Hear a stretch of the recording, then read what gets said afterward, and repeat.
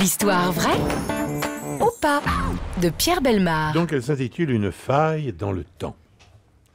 C'est une histoire, je le dis tout de suite, totalement incroyable. D'ailleurs, les deux histoires que je vais conter, la reine superstitieuse qui viendra après, est tout aussi incroyable que celle-là.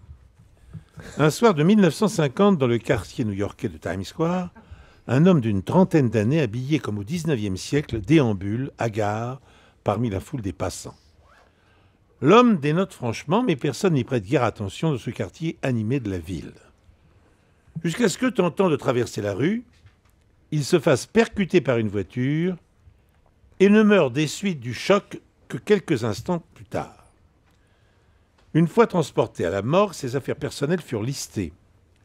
La note pour le logement d'un cheval et l'entretien d'un chariot, 70 $ en billets anciens, des cartes de visite au nom de Rudolf Fentz avec son adresse sur la 5e avenue, une lettre adressée au porteur dont le cachet postal date de juin 1876.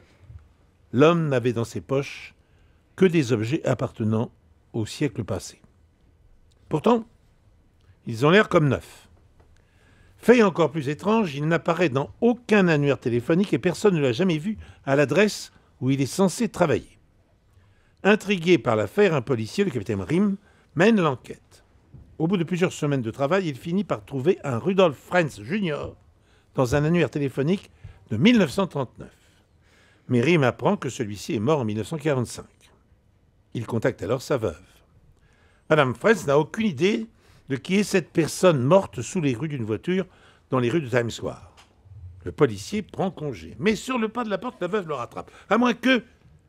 Oh non, ce n'a probablement rien à voir avec l'affaire, mais enfin... En 1876, le père de mon mari, Rudolf Fentz, a disparu.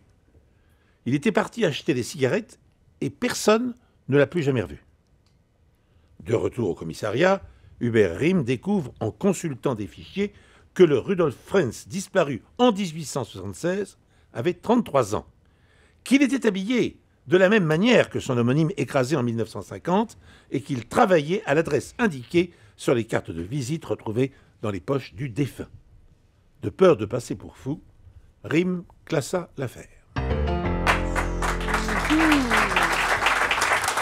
Une belle histoire sur Times Square.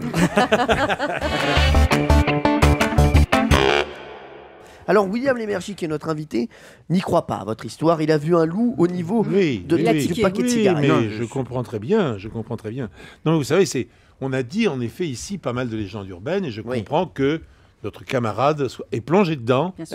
C'est le piège que j'avais tendu. C'est une légende urbaine. Je le connais, mon Pierrot. Quel dommage.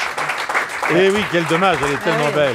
Elle connaît son Pierrot. Hein. Mais il existe des personnages comme ça, complètement décalés dans toutes les villes, que l'on voit passer et qui sont habillés avec des vêtements d'un autre temps. Ça existe, ça. Ça, c'est des Thomas Hervé, ça Ouais, n'a rien à voir. Mais ça n'a rien à voir. Ça sentait le pipeau, non? Ça sentait... Oui, le pipeau, oui, bien sûr. L'histoire vraie ou pas de Pierre Bellemare.